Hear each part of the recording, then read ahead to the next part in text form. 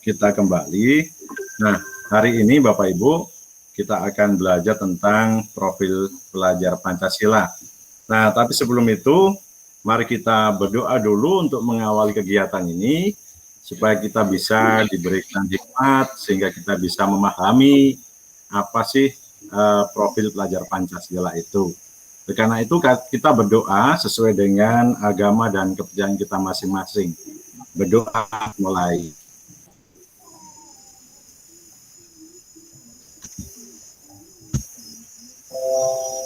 Iya, selesai.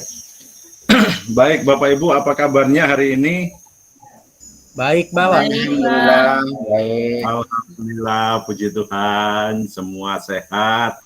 Baik, kita akan bersama-sama belajar tentang profil pelajar Pancasila. Nah, di sini saya punya layangan, saya punya slide-nya ini. Profil pelajar Pancasila itu ada 6 dimensi yang termasuk yang ada di dalam profil pelajar Pancasila itu ada 6 dimensi. Yang pertama adalah dimensi beriman, bertakwa kepada Tuhan Yang Maha Esa, dan berakhlak mulia.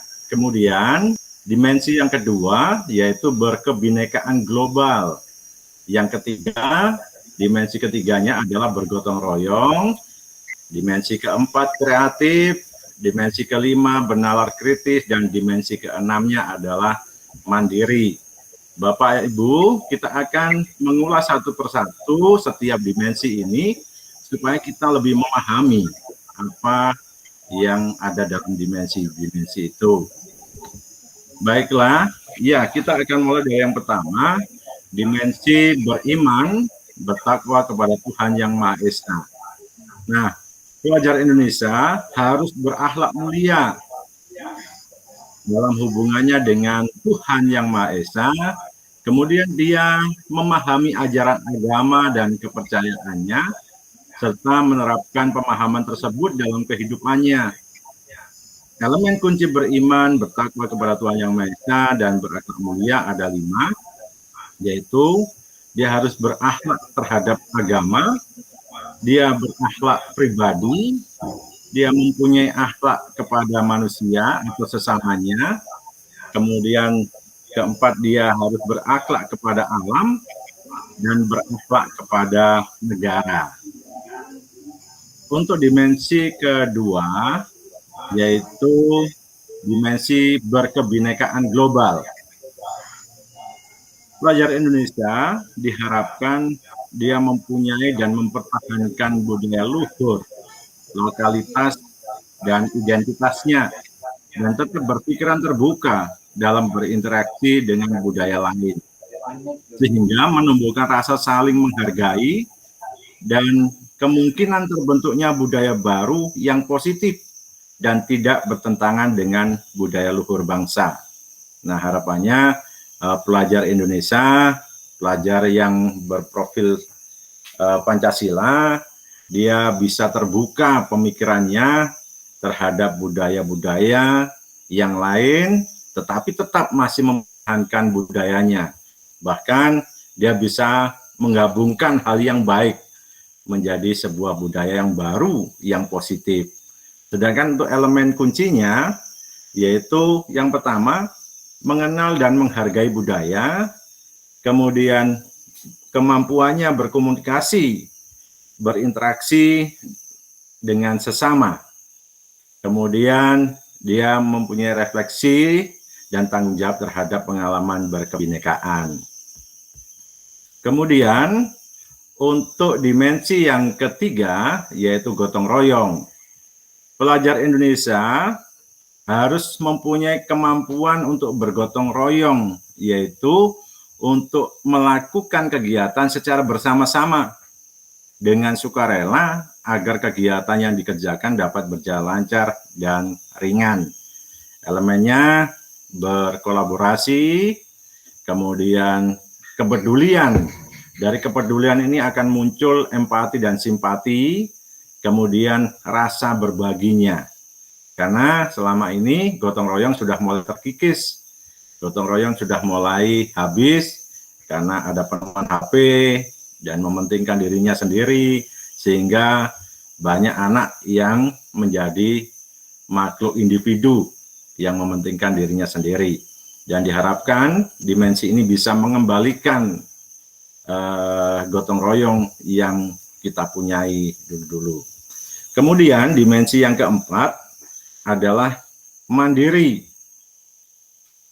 Pelajar Indonesia harus mandiri, yaitu pelajar yang bertanggung jawab atas proses dan hasil belajarnya sendiri. Nah, elemen kunci mandiri adalah kesadaran akan diri dan situasi yang dihadapi, kemudian dia tahu batas-batas dalam dirinya, yaitu regulasi diri. Nah, kemudian untuk dimensi yang kelima, bernalar kritis.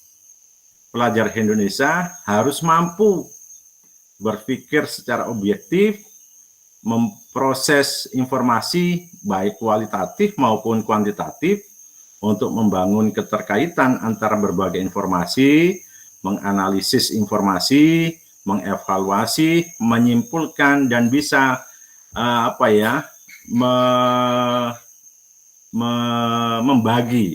membagi informasi yang jelas, yang benar.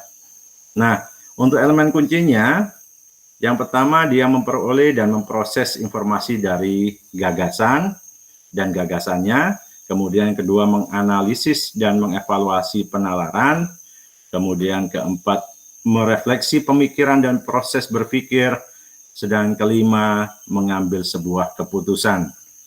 Untuk dimensi yang keenam adalah kreatif. Pelajar yang kreatif harus mampu memodifikasi dan menghasilkan sesuatu yang orisinil, bermakna, bermanfaat, dan berdampak. Nah, diharapkan dengan adanya dimensi kreatif ini, kita bisa menciptakan atau membangun atau mewujudkan mimpi dari pemerintah bahwa peserta didik kita setidaknya dia bisa mempunyai karya dari pemikirannya sendiri. Atau kalau memang dia harus melihat contoh, dia bisa berpikir kreatif untuk memodifikasi sehingga karya itu bisa bermakna, bisa bermanfaat bagi lingkungan di sekitar rumahnya. Kalau kita di daerah pertanian dan perkebunan mungkin bisa kita manfaatkan. Nah, ini Bapak Ibu dimensi-dimensi yang ditekankan di dalam profil pelajar Pancasila. Demikian penyampaian saya, mungkin ada tanggapan atau pertanyaan, kami persilahkan dari Bapak Ibu.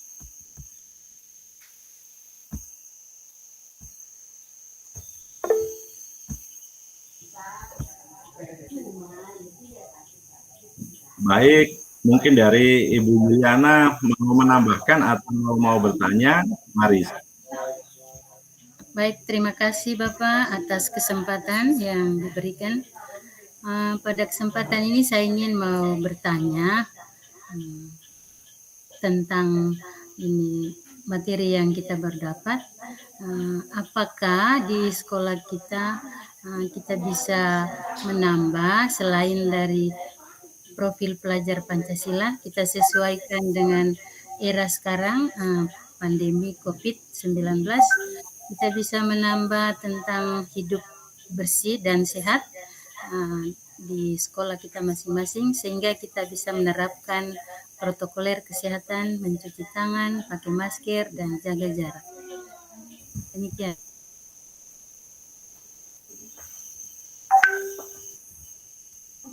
Baik, terima kasih, sebuah pertanyaan yang bagus untuk kita. Luar biasa Ibu, tentang perilaku hidup sehat. Apakah kita bisa tambahkan dalam dimensi profil pelajar Pancasila? Mari Bapak Ibu, mungkin ada yang mau menanggapi, saya persilahkan. Baik, dari Pak Robi, mari Pak Robi. Baik, terima kasih. itu tadi mungkin pertanyaan dari Ibu Yuli juga sempat terpikir di saya. Tetapi kalau kita melihat kembali dari penjelasan tadi Pak David, sebetulnya perilaku hidup sehat, hidup bersih itu sudah tercakup ke dalam ke-6 profil pelajar Pancasila tadi. Kita ambil contoh satu mungkin dari yang pertama, beriman dan bertakwa. Tentunya kalau orang yang beriman, bertakwa, berakhlak mulia, dia harus menjaga dirinya harus selalu bersih. Yang kedua, bagaimana dia bisa menghargai orang lain. Dia harus bisa bagaimana tentang peraturan-peraturan yang ada. Bukan hanya peraturan yang berasal dari Tuhan saja, tapi peraturan yang berasal dari sesama manusia. Contohnya dengan adanya 3M, ya, otomatis sebagai yang berakhlak mulia, dia akan mencoba itu. Jadi dia sudah masuk di dalam situ. Kemudian yang berikutnya, di posisi mandiri, ya. Kalau mandirinya sudah terbangun, otomatis dia akan membuat dirinya selalu bersih. Dia akan selalu sehat. Ketika di sekolah, kalau jiwa mandirinya sudah kuat, sudah menjadi pembiasaan, maka ketika melihat sampah yang berserakan, dia akan memungutnya tanpa diperintah. Begitu juga mungkin seperti aturan tadi, 3M, dia otomatis dengan sendirinya. Ya. Begitu juga hal-hal yang lain, baik itu gotong royong. Dalam gotong royong kan tidak harus kita itu kumpul-kumpul terus. Ya, kadang-kadang kita berpikir bagaimana kita mau melaksanakan profil pelajar Pancasila pada bagian gotong royong, sedangkan kita harus jaga jarak. Pengertian gotong royong di sini kan tidak harus kerja bareng-bareng berkumpul, tetapi berat sama dipikul, ringan sama dijinjing itu dalam artian hal-hal yang lain. Ya, seperti itu. Sementara dari saya kembalikan ke Pak David, Ibu Yuliana, kalau memang jawaban saya mungkin kurang pas, nanti Pak David akan menambahkan lagi. Terima kasih. Baik, terima kasih Pak Robi, bagus sekali untuk bisa membantu menyimpulkan, menjawab pertanyaan dari Ibu Yuli. Memang benar, Ibu, kita tidak bisa untuk menambahkan dimensi perilaku hidup sehat. Karena memang untuk perilaku hidup sehat ini, itu sudah terakum dalam dimensi-dimensi ini. Seperti yang dicontohkan dari Pak Robi tadi, bagaimana dia masuk dalam dimensi beriman, bertakwa kepada Tuhan Yang Maha Esa. Di situ terdapat jiwa bersihnya. Kemudian bagaimana dia berperilaku hidup bersihnya di situ. Kemudian ada di kemandiriannya tadi. Dia akan berusaha untuk mandiri, secara mandiri maksudnya, untuk merawat dirinya sendiri, bertanggung jawab kepada dirinya sendiri, dan bergotong royong yang dicontohkan Pak Robi tadi. Jadi Ibu Yuli, untuk perilaku hidup sehat ini sudah terangkum di dalam setiap dimensi profil pelajar Pancasila. Mungkin begitu Ibu Yuli yang bisa dipahami. Ya. Terima kasih Bapak atas penjelasannya. Ya, terima kasih kembali. Baik, Bapak Ibu, kira-kira penyampaian dari profil pelajar Pancasila ini Bapak Ibu bisa memahami, dan kita harus bisa melaksanakan ini, mewujudkan mimpi negara Indonesia untuk membentuk sebuah peserta didik yang mempunyai profil pelajar Pancasila. Dia bisa beriman kepada Tuhan, kemudian menunjukkan kebinekaannya, kemudian bergotong royong, kreatif, bernilai kritis, dan mandiri. Demikian Bapak Ibu penyampaian saya, dan karena waktu sudah menunjukkan bahwa kita harus selesai untuk menutup ini, Saya akhiri penyampaian saya dan kita tutup dengan kita berdoa supaya kita bisa diberi hikmat, supaya kita bisa melakukan dalam satuan pendidikan kita masing-masing. Berdoa dimulai. Selesai. Demikian Bapak Ibu, semangat kita tetap bisa untuk melaksanakan dan mewujudkan profil pelajar Pancasila dalam satuan pendidikan kita.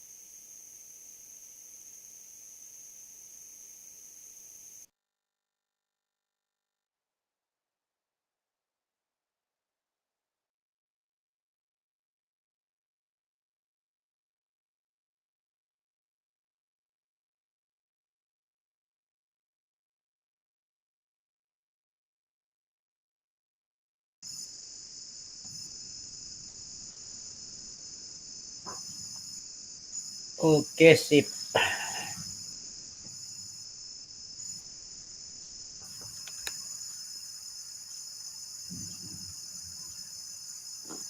Baik, Bapak Ibu, bagaimana? Saya sudah share link.